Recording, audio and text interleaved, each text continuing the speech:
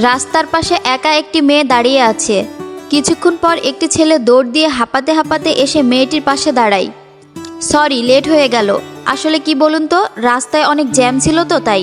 আমি একটা মেয়ে হয়ে আপনার জন্য 1.5 ঘন্টা ধরে এখানে ওয়েট করছি, আর আপনি এত দেরি করে এসেছেন।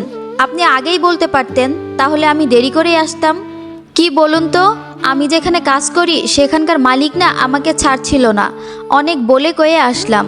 এ কারণে আমাদের বিয়েটা ভেঙে দেবেন না তো আপনি আবার? মেয়েটি তখন বলল, ফালতু বকা বন্ধ করুন, চলুন কোথাও গিয়ে বসি। আচ্ছা চলুন, আসুন। অনেকক্ষণ রাস্তায় হাঁটাহাঁটি করার পর মেয়েটি বলল, আর কত দূর?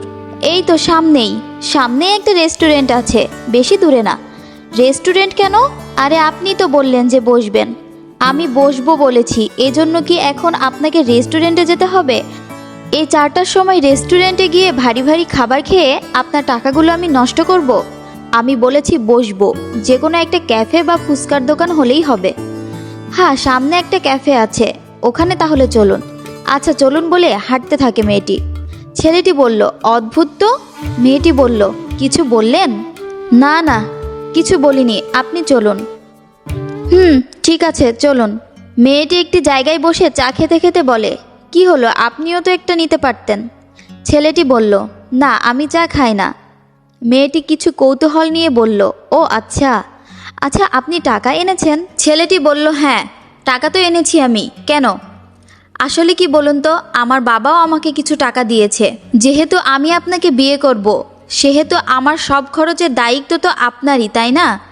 হ্যাঁ অবভিয়াসলি।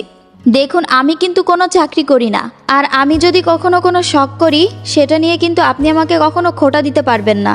আমি এরকম অনেক ছেলে দেখেছি, এই সব শখ করা নিয়ে অনেক উল্টাপাল্টা কথা শোনাই। তো আপনার যদি এরকম কোনো সমস্যা থাকে, তাহলে আমাকে বলে দিতে পারেন, আমি চাকরি করে নিব।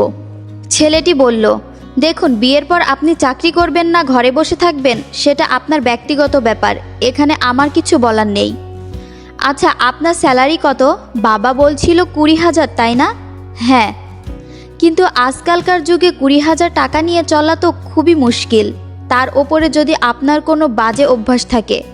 দেখুন, আমার ওইরকম কোনো বাজে অভ্যাস নেই। মেয়েটি তখন হেসে বলে, আমি মজা করছিলাম। দেখুন, আপনি ভাবতেই পারেন যে মেয়েটা কত ভালো, আপনার সাথে রেস্টুরেন্টে না গিয়ে এমন একটা ক্যাফেতে এসেছে। আপনার সাথে চা খেতে, এমনটা নয়।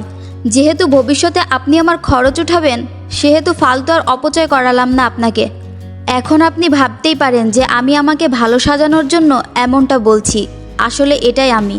আচ্ছা, আমাদের তো ফ্যামিলির সাথে দেখা করার কথা, পার্সোনাল কেন করছি আমি তো এটাই বুঝতে পারছি না। আপনি তো দেখছি খুব ব্যাকডেটেড।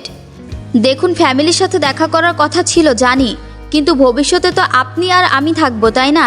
বিয়েটা তো আমি আর আপনি করব, আর ফ্যামিলি তো হলো শুধু আত্মীয়তা বাড়ানোর জন্য।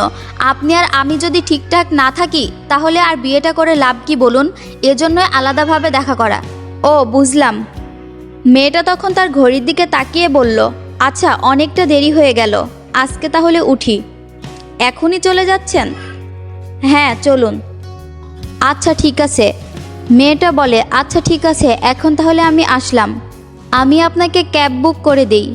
না থাক, আমার কাছে রিক্সা ভাড়া আছে, আমি চলে যেতে পারবো। আচ্ছা ঠিক আছে। মেয়েটা চলে যেতে গেল। ছেলেটা পিছন থেকে ডেকে বলে, এই যে শুনছেন, আপনি তো বলে গেলেন না যে আমাকে আপনার পছন্দ হলো কি না। মেয়েটা হেসে বলল, সেটা তো আপনিও জানাননি আপনার আমাকে পছন্দ হয়েছে কিনা। ছেলেটি তখন মৃদু মৃদুভাবে হাসতে থাকে। মেয়েটিও হাসতে হাসতে সেখান থেকে চলে যায়।